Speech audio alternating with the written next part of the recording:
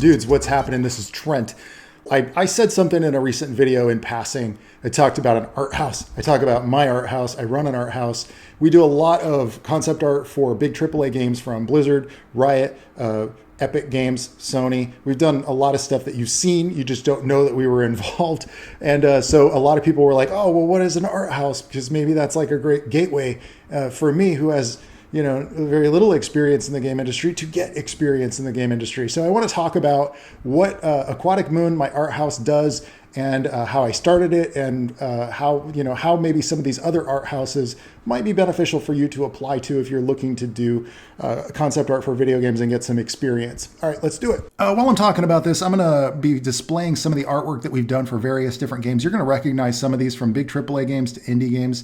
And this is examples of what we have in our portfolio. First of all, why would a studio like Riot or Blizzard or any of these companies hire an art house? Well, what it boils down to is that game development is very expensive. And as you know, there's a lot of fluctuations in the needs of a company. So for instance, while they're in the final stages of development, or if they have a service-based game, they need to crank out lots and lots of content very, very rapidly. And they may need to expand by a dramatic amount, like hiring on 50 or 100 extra developers just to keep up with the demands. But oftentimes the game industry was slammed for letting all those people go as they were moving into the beginning stages of the next game that they plan to release. See, they don't need 200 developers when they're planning out their next game. They just need a core team of like 15 people. So art houses have become very prominent. They become very popular because these art houses are on temporary contract, you see? And a lot of artists are gravitating more towards this type of a business structure because we're all working from home or we're working from our own office. We don't have to deal with the corporate politics or the stockholder responsibilities that our companies that are hiring us have to deal with. We don't have to worry about that. We're pretty nimble. And in fact, we're always being hit with new challenges all the time. Like literally in the morning, I might be working on Overwatch, and in the evening, I'm working on Fortnite. At Aquatic Moon, we have anywhere from 5 to 7 artists that I manage, that I work with. Every day, they're turning in content. Every day, I'm going over that content and making sure that the client is getting what they asked for from their specifics. Like if they've outlined feedback, I need to make sure that the artist who I assigned to that task has the skill set and the professional responsibility to hit all of those feedback points to make sure that the client is getting what they asked for. And if they're struggling with something, it's my responsibility to make sure that they no longer struggle with that. So I do a lot of private paint overs and tutorials for the artists that I'm working with.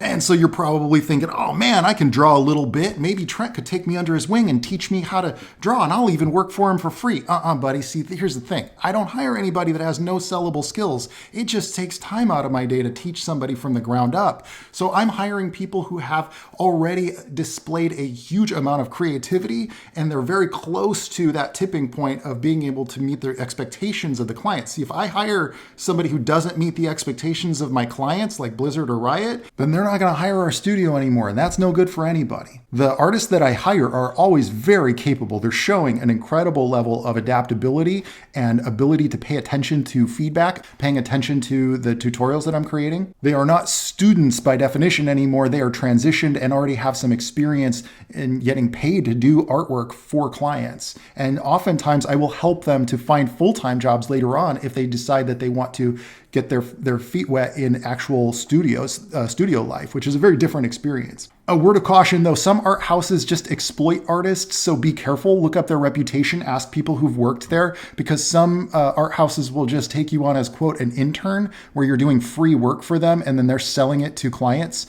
at a pretty good profit. And sure, I guess that's good for you to get experience, but you could just work for an art house who will actually pay you, like Aquatic Moon. I mean, I pay artists for doing tests. I never ask an artist to do anything for free because I am an artist. So a tremendous example of somebody that I might hire is somebody who has a portfolio full of very well-rendered ideations. So they've got like pages full of tower designs or pages full of vehicle designs, but maybe they're just lacking a little bit in material rendering, but the ideas are really inspired and really creative, and they're doing challenges like making interesting meshes of ideas from different universes, and those universes gel very well with the kind of clients, the kind of contracts that my company serves. When I'm looking to hire, I don't care about somebody's follower count. I don't care about their popularity on Instagram. What I care about is whether or not they'll meet the expectations of my clients. Most of what we're looking for all the time is user interface and environment prop design, environment concept art, designing cities, designing culture kits, designing story in a world. We don't do anything photorealistic. We never really photo bash. So games like Last of Us and Tomb Raider, these are off of our radar. We don't work with those companies. We're servicing Riot Games, we're servicing Blizzard, we're servicing Epic Games. So we need to make content that fits into those inspired, stylized kind of worlds. So you might be thinking, oh man, that sounds awesome. I want to start an art house. I want to run my own art house. Trent, how do I do that? Well, that's a little bit trickier because here's the thing. I had been doing it for like 15 to 20 years before I even started it. And I was reluctant to start it. I was just getting too many job offers. I had just left Blizzard after Diablo 3, and I was getting a job offer from Riot Games, and I was getting a job offer over at Sony, and I was like, I can't do both. And then Blizzard, a different team at Blizzard was trying to hire me, and I was like, you know what? Okay, I'll start hiring people who already kind of follow my work and try to draw like me, and I will train them to draw more like me and do the best I can to bring their skill level up to the expectations of what the clients want based on what I know about the projects that they're making and what I know from that particular art director, because every art director's taste is different.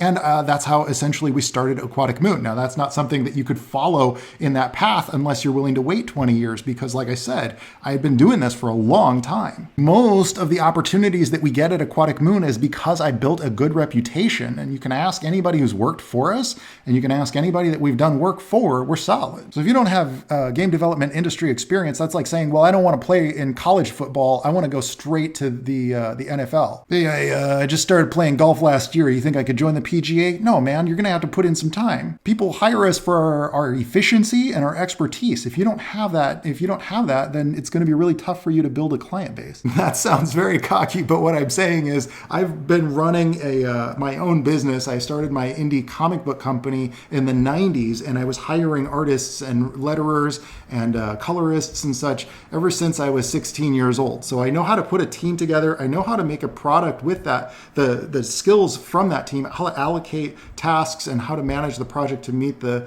expectations of a client. In that case, the customer was the client. Stability. Art houses and contract work is generally very unstable. You have to be very good about storing money away for later because you might not get a contract renewal. All of the artists that work with Aquatic Moon are on contract. Some of them work from other countries. They don't have to be local. You don't have to be in California. In fact, a lot of the guys that I work with work from all over the world. But that also means that there's no health insurance. There's no unemployment insurance. Every one of those artists is responsible for their own taxes, for example. You are your own independent business when you are a contractor. NDAs. Most of the time we're under NDAs. This is why I don't do a lot of live streaming, by the way, because I don't want to accidentally spill the beans on a top secret project or accidentally see a label for a new character from Overwatch that we're not supposed to talk about or something like that. So I try to be very cautious about any information that I may accidentally talk about. The artists that I work with have to also be very, very secure with this. We've never had a leak yet in 7 years. If something were to go wrong and one of my artists that I work with does leak something, that's not going to be a pleasant year for me or them. There are some disadvantages of working for an art house. I mean, you don't get to go to the corporate party, like at Blizzard, they always have holiday parties and stuff. They get vacation time. You don't get vacation time. You don't get paid time off when you're a contractor. That is generally true of any contractor in any industry. You don't get to celebrate with the team when the product releases. Pretty much after our contract is done, we're out the door. We don't get to even get credit for a lot of that sometimes. But there are a lot of benefits as well. I mean, for most artists, they don't want to deal with difficult clients or clients who write out massive 2-page descriptions of what they want. They need it broken down into bullet points and actionable items. So I do a lot of that to make sure that the information is clear so that the artist knows what to make. A lot of times I'll make a specialized video to guide them. Oftentimes I have to stay up late to fix the stuff that the artist didn't get. A lot of times that I don't tend to want to work with artists who I have to do that a lot with.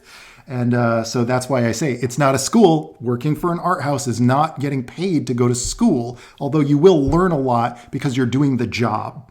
And it is not easy. And I've had artists who say, well, this isn't for me. I'm out. I don't want to even do anything in the game industry anymore. Even though they were tremendous talent, they just didn't like the idea that they might have to reiterate on designs that they've done to meet the expectations of what somebody else wants. You don't get to design what you want. The client is always, always right, no matter how you feel about it. And oftentimes they'll ask you to do it the wrong way, but you still got to try to make it make sense. As the owner of an art house, I cannot employ artists that work at the companies that I'm doing contract work for. Obviously, I can't poach their artists. And just in the same way, the artists that I work with can't go around me to go directly to my clients and say, hey, why don't you hire me on the side and screw that Aquatic Moon company?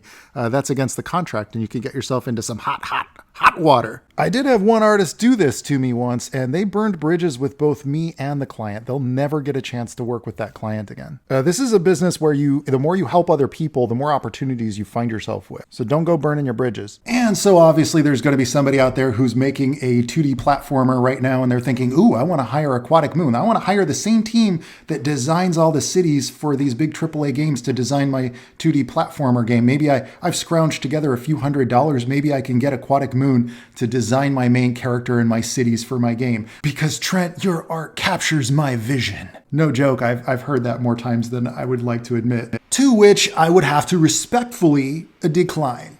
We are fully booked pretty much all the time by Riot, by Blizzard, by Epic Games on these big 6-month contracts, and we don't really have any time to take on small projects anymore. If you're a medium-sized studio that is funded by a publisher, there are other art houses that you can look up online on LinkedIn. You can just do a search for art outsourcing. Also, there's a lot of artists out there on ArtStation that you can hire. You don't really need to hire an art house to design like a singular character for your project. There are a lot of talented artists out there on ArtStation that could really use the experience. Because we can't hire people who don't meet the expectations of our clients, I generally don't hire people with no experience at all. And you should, if you want to get experience, you should be doing mods and you should be doing concept art workshops, and you should be building a portfolio that matches the quality of the company that you're applying to. And you should probably be applying to small studios or other art houses that are smaller possibly, like concept art houses that serve mobile games, for example.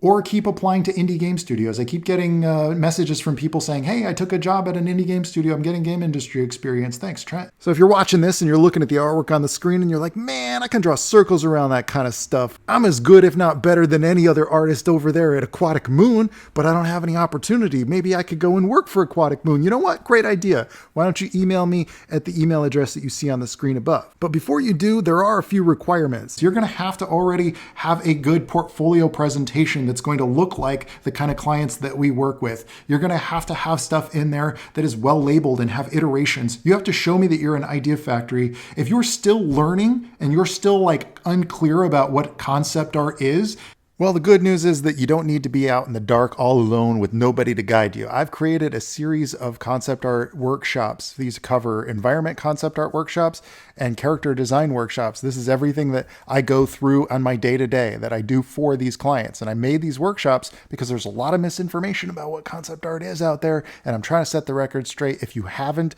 looked at these and you have no idea what I'm talking about when I'm talking about concept art, then these are designed for you. Right now, you can still get a pretty good discount on those if you use the code on the screen above. But this is going to be the last week on the lockdown sale, so get it while it's on discount, brother. Who knows? I've hired 3 artists from talking about my job listings here on YouTube in the last year. Just in the last year, I've hired 3 new people, and 2 of them have worked out to be stupendous, incredible. I will hopefully work with them for the rest of my days until they leave me, which always happens eventually.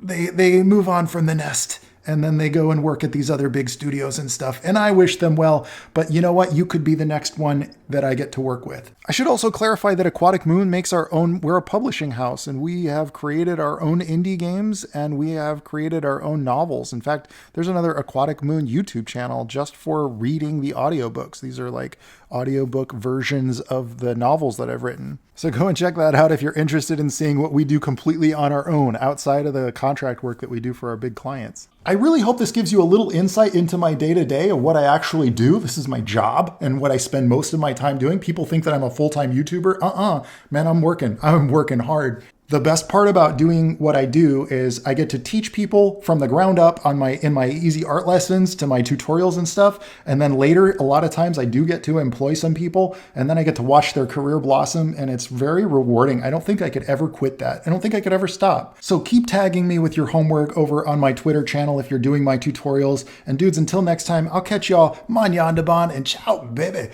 Oh yeah.